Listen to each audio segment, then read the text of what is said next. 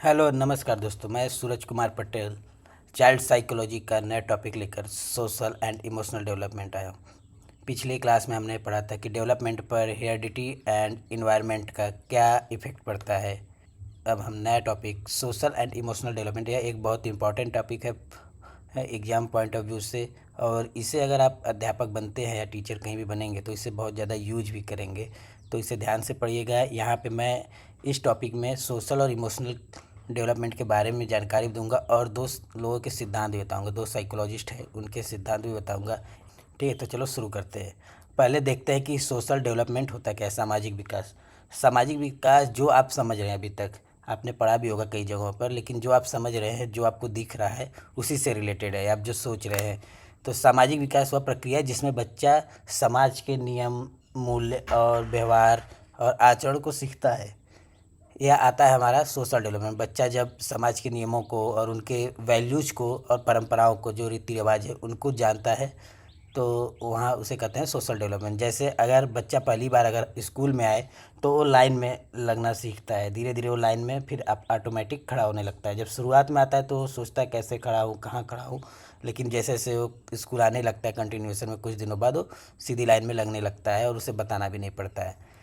Emotional development क्या है, यानी भावनात्मक विकास।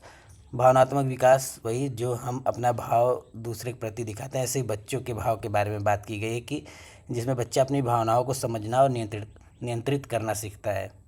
नियंत्रण से है कि जो भावनाओं में पहले जिद होती थी कि मतलब चाहिए, वो चीज़ मिलनी ही चाहिए, पूरी होनी ही चाहिए, अब उस पर वो नियंत्रण करना सीखता है इस इमोशनल डेवलपमेंट के अंदर। जैसे खेल हारने के बाद बच्चा स्टार्टिंग में जब छोटा होता है तो रोने लगता है, लेकिन कुछ समय बाद जैसे जैसे वो बड़ा होता है तो उसके अंदर ये समझ में आने लगता है और हार को स्वीकार करता है और आगे आगे बढ़ जाता है और फिर सीखता रहता है इसी तरह। अब आते हैं इसकी विशेषताओं पे, characteristics of social and emotional development. तो इसके बारे में आ जाते हैं कि पहला है ये सतत प्रक्रिया, यह जीवन भर चलता है। जैसे मैंने डेवलपमेंट पढ़ा था कि डेवलपमेंट कैसा प्रोसेस है, तो कंटिन्यूअस प्रोसेस है, से यह भी एक सतत प्रक्रिया है। दूसरा इसमें सामाजिकरण, परिवार व समाज से बहुत सारी चीज़ें सीखता है। तीसरा हमारा है भावनाओं की तीव्रता, शुरू में अधिक बाद में संतुलित। जैसे कि आप कह सकते हैं कि जब शुरुआत होती है बच्चे की, यानी जब वो छोटा होता है तो कोई भी इमोशन अगर रोने लगता है तो बिना जीत के ही रोने लगता है, वो अपने आप ही धीरे धीरे कम होने लगता है और संतुलित होने लगता है। चौथा होता है नियंत्रण एवं संतुलन, यह अनुभव से सीखता है कि हमें कौन सा अपना भावना या समाज में कैसे रहना है। ये जैसे जैसे बड़ा होता है उसका अनुभव जो होता है उसी हिसाब से उस पर काम करता, उसी हिसाब से वो अपना काम करता है। और पांचवा है सहानुभूति, दूसरों के लिए भी उसके अंदर भावनाएं होती हैं और लोगों की भावनाओं को समझता भी है और उसी हिसाब से वो भी उनकी खातिरदारी या रीति रिवाजों के तहत आदर सम्मान भी उनको देता है। अब छठा है हमारा समूह व्यवहार, सहयोग एवं नेतृत्व। उसमें आता है कि समूह व्यवहार मतलब अगर अधिक लोग आ जाए तो उनके साथ कैसा व्यवहार करना है, उनके साथ क्या डील करनी है, कैसे डील करनी है, ये सब भी उसके अंदर डेवलप होता है। ये आता है विशेषताओं के अंदर। अगला जो हमारा है आत्मसम्मान, खुद की पहचान भी बच्चा बनाने के बारे में सोचता है जैसे जैसे वो डेवलप होता जाता है, बड़ा होता जाता है। यानी नेक्स्ट है हमारा अनुशासन, नियम।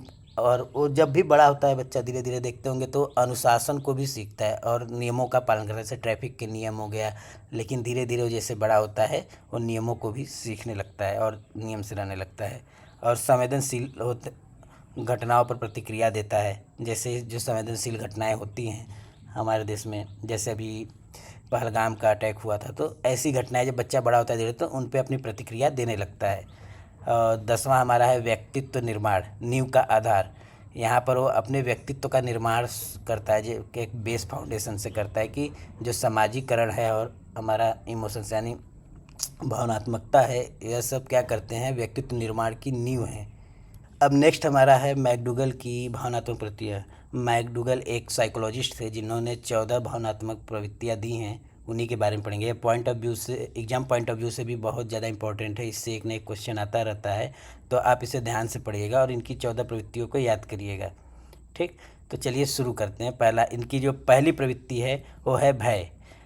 अंधेरे में डर कर माँ को खोजता है जब बच्चा, तो वहाँ पर उसे भय रहता है तभी वो खोजता है। दूसरा हमारा है क्रोध, खिलौना छीनने पर बच्चा नाराज़ हो जाता है, नाराज़ हो जाता है और अपना एंगर दिखाता है, लेकिन वो दिखा नहीं पाता क्योंकि वो इतना छोटा होता है। तीसरा हमारा है घृणा, गंदी वस्तु देखकर मुंह बनाना। चौथे पर आते हैं और यह है वात्सल यानी अफेक्शन, माँ का बच्चे को गले लगाना। यह एक वात्सल यानी अफेक्शन दिखाता है, बच्चे की तरफ अट्रैक्शन दिखाता है। और पांचवा है करुणा, घायल पक्षी को देखकर दुखी होना बच्चे का। कामुकता, किशोरावस्था में आकर्षण होती है खासकर, इसके लिए कहा गया है। और आश्चर्य, जादू देखकर बच्चा कैसे चकित होता है, आश्चर्यचकित होता है, उसके बारे में बात किया गया। यह भी हमारा क्या है, एक भावनात्मक प्रवृत्ति है। आठवां हमारा है आत्महीनता, इसमें शिक्षक के सामने चुप हो जाना, शिक्षक कुछ भी पूछ रहा है बच्चा कुछ बताता ही नहीं है, तो ये आत्महीनता की प्रॉब्लम की वजह से होता है। ये भी एक तरह की भावनात्मक प्रवृत्ति है।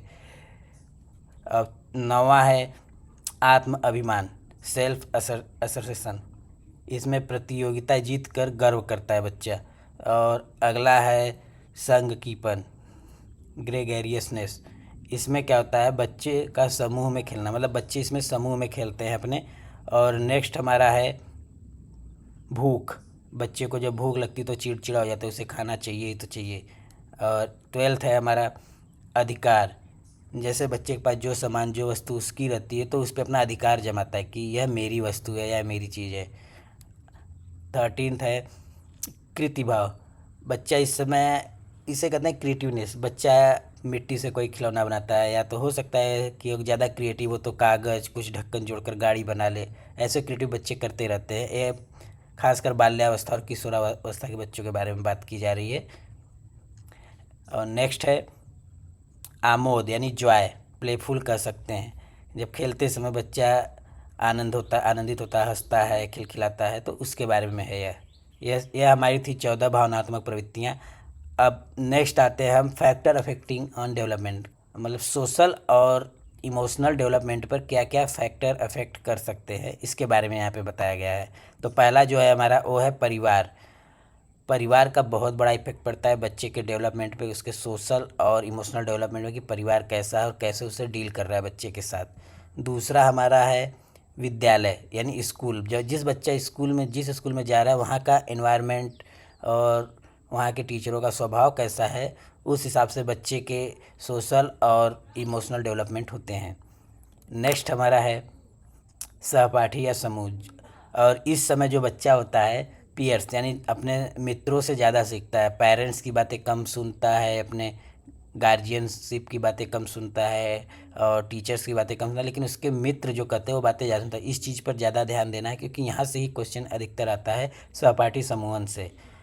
नेक्स्ट है संस्कृति कल्चर, यहाँ पे बच्चा अपने संस्कृति और कल्चर के ऊपर भी डिपेंड रहता है कि उसका सोशल और भावनात्मक विकास कैसा होगा, उसकी संस्कृति जैसी होगी उसकी भावनाएं और सामाजिकरण वैसा ही होगा। नेक्स्ट इफेक्ट है मीडिया, मीडिया का मीन्स है कि आजकल जो फ़ोन टैबलेट्स या टीवी जो भी चल रहे हैं उसमें बच्चा क्या देख रहा है उससे भी उसकी ग्रोथ होती है। आप देखते होंगे बच्चे टीवी या मोबाइल ज़्यादा चलाते हैं तो जो उसमें कार्टून देखते हैं, जो उसके कुछ डायलॉग या राइम्स होते हैं वही बोलने लगते हैं और उसी की तरह रोने की एक्टिंग भी करते हैं और उनका एक्ट भी वैसा ही होता है। कोई चीज़ उन्हें चाहिए तो उसी स्टाइल में अपना हाथ पैर हिलाकर एक्टिंग करते हैं। तो इन सब चीज़ों से बहुत ज़्यादा इफेक्ट होता है हमारा सोशल और emotional development. SEL social emotional learning, सामाजिक भावनात्मक अधिगम, इसके बारे में बात करते हैं। एक इम्पॉर्टेंट टॉपिक है, अभी जो लोग टीचर बने होंगे इनके लिए एक संदर्शिका आई थी, उसमें भी SEL कोड करके दिया हुआ था, तो वहाँ पे बहुत सारे टीचरों को नहीं पता था कि SEL है क्या। सोशल इमोशनल लर्निंग होता है सामाजिक भावनात्मक अधिगम। इस पर एक साइकोलॉजिस्ट थे डेनियल गोलमैन, जिन्होंने 5 कंपोनेंट बताए थे कि हम सोशल इमोशनल डेवलपमेंट कैसे कर सकते हैं और बच्चे का ग्रोथ बेसिकली इन चीज़ों में इन सेक्टर में कैसे होगा। तो उसके लिए पहला हमारा है, पहले जिस पे हम बात करेंगे आत्म जागरूकता, सेल्फ अवेयरनेस, अपनी भावनाओं को पहचानना। बच्चा क्या करता है इसमें कि बच्चा सोचता है कि हम क्या जानते हैं या हमें क्या चीज़ पता है, या हमारी जैसे कि हमें किस चीज़ की जानकारी ज़्यादा है, हमें किस चीज़ की जानकारी कम है, उसके बारे में वो जानता है। फिर आता है दूसरा इसका स्टेप, वो है आत्म प्रबंधन, सेल्फ मैनेजमेंट।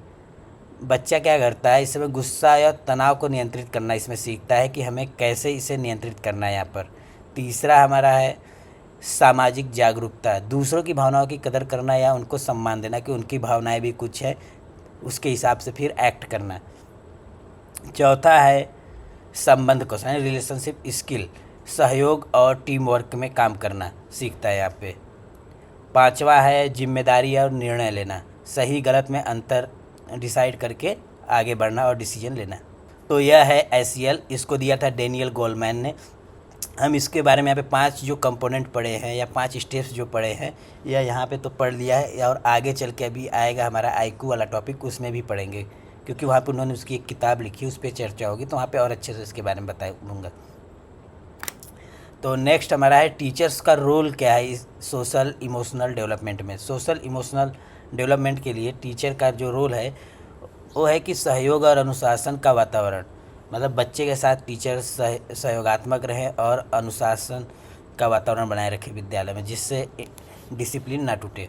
दूसरा हमारा है समूह गतिविधियों और खेलों में शामिल करना, बच्चों को समूह गतिविधि और जो भी खेल हो उसमें बच्चा शामिल हो, ये ध्यान रखना चाहिए। तीसरा है भावनाओं को व्यक्त करने का अवसर देना, कि बच्चा अपनी भावनाएं व्यक्त करे, कुछ ऐसा मंच बनाए या ऐसा कुछ सिस्टम अपने विद्यालय में बनाए जिससे बच्चा अपनी भावनाओं को व्यक्त कर सके। नेक्स्ट, सहानुभूति और सम्मान विकसित करना, लोगों के प्रति सहानुभूति और सम्मान विकसित करने से तात्पर्य है कि बच्चा लोगों के साथ मिलजुल कर रहे और उनका सम्मान भी करे, यह भी वहाँ पे डेवलप कर सके। 5वां, विशेष आवश्यकता वाले बच्चों का समर्थन, जिन बच्चों को अधिक आवश्यकता है उन पर अधिक ध्यान दे टीचर।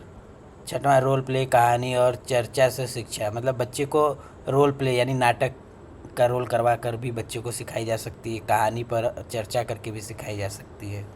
तो निष्कर्ष पे देखते हैं तो सामाजिक और भावनात्मक विकास एक दूसरे से अविभाज्य, मतलब एक दूसरे से इंटरकनेक्टेड है। सोशल इमोशनल डेवलपमेंट ही बच्चे को सफल शिक्षार्थी और जिम्मेदार नागरिक बनाता है, तो इसलिए यह बहुत इंपॉर्टेंट टॉपिक है। और यह मैं बता दूं कि यहाँ से पेडागोजी के भी क्वेश्चन हर सब्जेक्ट में लगभग 1-2 बनते ही रहते हैं। तो यदि वीडियो आपको पसंद आई हो तो लाइक करिएगा, चैनल को सब्सक्राइब करिएगा और अपने मित्रों के साथ शेयर करिएगा।